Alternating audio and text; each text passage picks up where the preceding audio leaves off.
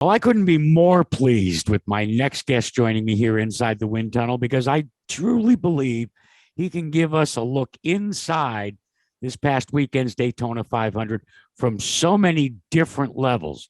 We're talking about former NASCAR star Jeff Burton and also current NBC NASCAR analyst. But Jeff, you did something for the first time in almost 40 years at this year's Daytona 500. You looked at it through the perspective of a dad. What was your takeaway of the performance of your son Harrison in his first Daytona 500? Yeah, I mean, I thought, first of all, Jack, thanks for having me on. I love your show. It's fun to be on. But, first, I thought that the whole week went exceptionally well for Harrison and his team. I thought that LA, went really well. They made the big show. They ran very competitively in the big show. And then they qualified well there. And then they go to Daytona, they qualify top 10, run third in the 150s and leading the race with 3 to go coming to the first stage and just, a big push from behind trying to get points. That's speedway racing and end up getting in a wreck. But, then the car flipped upside down. I never got on my roof. All the I raced, I never got on my lid. So I was, I told Harrison after the wreck, I'm like, hey, man, you got something I don't have. So not something he wanted, but you kind of at Daytona and Talladega, as there's times it's weird. You almost have to take the result out of those racetracks.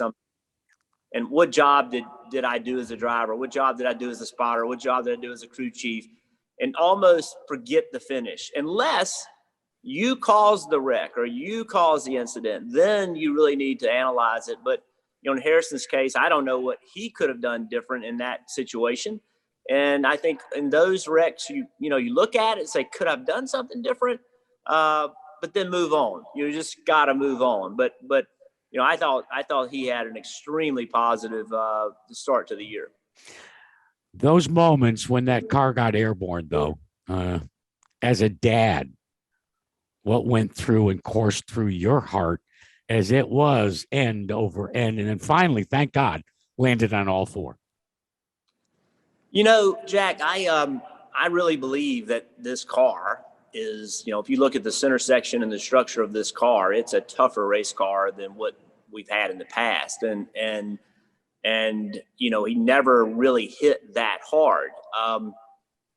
But they're not made. It's not good when they're not on their wheels. And so I wasn't overly concerned because I just, in looking at it and watching it live, and I was at the track, so it's pretty much in a distance. So I couldn't see all the details, but I knew it got on its lid, but it never looked like to me it didn't tumble, it didn't hit really hard. So I wasn't all that nervous. And then immediately he was trying to get the car rolling. Like he tried to get it back to pit road, and I could see that. So I'm like, okay, well, got it fired back up and trying to get it rolling. He wanted to pull an Earnhardt and drive it thing back to pit road.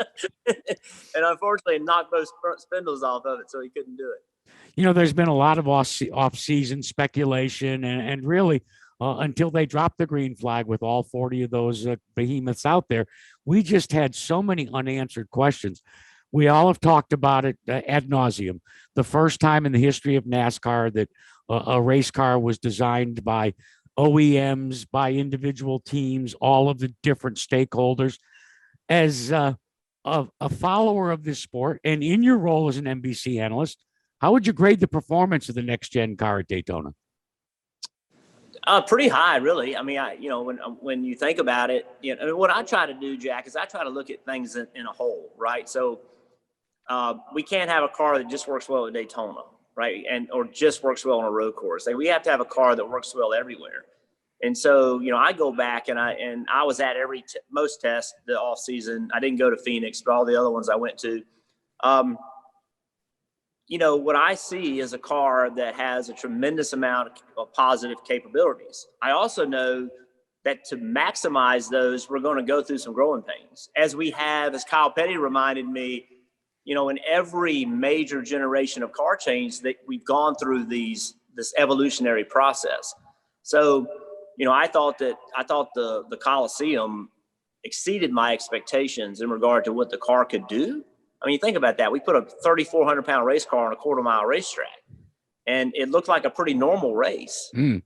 I thought was a good thing. It didn't look like a demolition derby. Well, LCQ2 did, but the rest of the races like demolition derby. It looked like just a normal race. And then you go to Daytona, and clearly there were some issues on Sunday. We had a wheel failure, or whatever happened there. And there are some issues, but for the most part, pretty positive. And the one thing that will happen with this car, and it happened, I saw it happen in the Truck Series when they came out with the engine, the Ilmore engine, and in the ARCA series when they came out with the Ilmore engine. Anything that ever happened, they blamed it on that. I mean, a man could leave the battery loose and the battery fall out of the car, and it was the new engine's fault, right? So there's going to be a little bit of that as people sort through issues. But all in all, I mean, when you bring something brand new, and let's be clear, when I say brand new, there's nothing except the seat that you could use in this car versus last year's car. Yeah. That's it. And to bring in something like that out and to have the few problems that we've had, I think that's pretty positive. But this is an evolutionary process. They will find things this coming weekend, and they'll find things next weekend that need to be applied to make the car better. There's no way you can clean sheet something and start from scratch and not make it better. So it will be an evolutionary process, and there will be times that things need to change. From my perspective, watching it on television, Jeff, one of the major takeaways was the fact that I watched as these drivers from the first practice all the way down to that last lap continued to build their book as well in terms of how to deal with what the nuanced differences were in this next gen car. How did you see it? I saw it a lot like that as well. We started talking about, Harrison's wreck. If you go back and think about post Harrison's wreck and how teams were working with each other, you saw people pushing while going straight, but not in the corners. Like they'd push each other down the straightaway, get to the corner and let the guy go, right? That's not something that you had to do with the last car. The last car, you could push all the way through the corner. And so, drivers learn and spotters and crew chiefs learn from others' experiences. And that was just one example of how people changed how they were pushing because of the shape of the rear bumper and the nose. And then, pit strategies started changing. This car the pit stops happen faster than putting fuel in the car. So how do you take advantage of that? And there are a lot of things like that happen. And we're going to continue to see that. These teams learn fast. They have to learn fast. And you'll see them apply the things they learn in micro speed. It's pretty amazing how quickly they adjust. And certainly looking forward to this weekend as we begin our California tour, our West Coast tour, going back after almost 2 years being prevented from racing at Auto Club Speedway. That's going to build the book yet again. A couple of things, Jeff, that you think we should look at that will be different than they were in the Daytona 500 when it comes to running on that 2 Mile Auto Club. These cars are hard to drive. Yeah. I mean, at the Charlotte test, every driver talked about the challenge of how hard they are to drive. And so keep your eye on that. There's a benefit, Jack, in driving this car hard, and there's a price to pay for driving this car hard. When you lose grip with this car, you better be ready because they lose grip quickly. They don't make the side force that the previous car made. They don't make downforce the way that car made. And so drivers are going to have to find that limit. And many times when you find that limit, you find it by crossing over it. And now you're going to California, a racetrack that you just said we hadn't raced on in 2 years, a place that is excessive tire wear, excessive fall off on speed from the first lap to the 20th lap. This tire is excessive in fall off in speed from what we've seen at the test. So the car is going to change drastically from lap 1 to lap 20. And how teams and drivers deal with that is going to be fascinating to watch, because when that car starts losing speed, it loses speed because it loses grip. And when it loses grip, the driver still has to operate on the edge of it to make lap time. So what driver, what team is going to find a way to be comfortable in being uncomfortable. Like, how can you make a driver as comfortable as possible, flat sideways, car swapping around? That's what you're going to have. And who can take advantage of that? We've heard from the last several years that a lot of our fan base didn't like the restricted engines with the high downforce on the 1.5 miles. They felt like it took away the driver from the equation. I didn't view it like that. You know, the best were still winning those races, right? I never viewed it like that, but some did. Well, if you like the driver to be tested, tune in. Yeah, indeed. It is going to be the ultimate test. During the course of Speed Weeks, Jeff, there were a couple of other news items that may have gone unnoticed by the average fan. I'm going to start with the announcement by Anheuser-Busch of putting $10 million of the course of the next couple of years to really accelerate females making it to the ultimate, and that, of course, would be the premier level, and that's in the NASCAR Cup Series. Was it time, Burton, for us to tackle this? And you know, the commitment by Anheuser-Busch, is this just the beginning, in your opinion?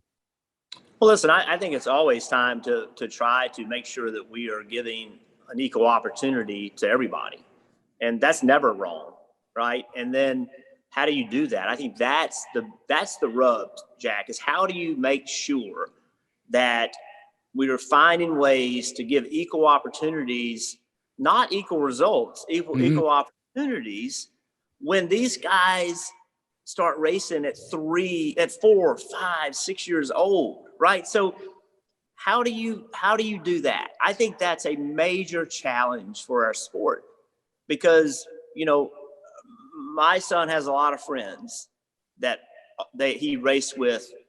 Some have continued racing, some haven't. Some are at the Cup level, some are in trucks, some are in Xfinity, some are racing late model, some got out. They all started at 4, 5, 6 years old. If you start when you're 14, think about this. If you start when you're 14, you're 9 years behind. Yeah. Never looked at it that way. Well, I'm going to be talking to one of the talent. I'm going to be talking to one of those.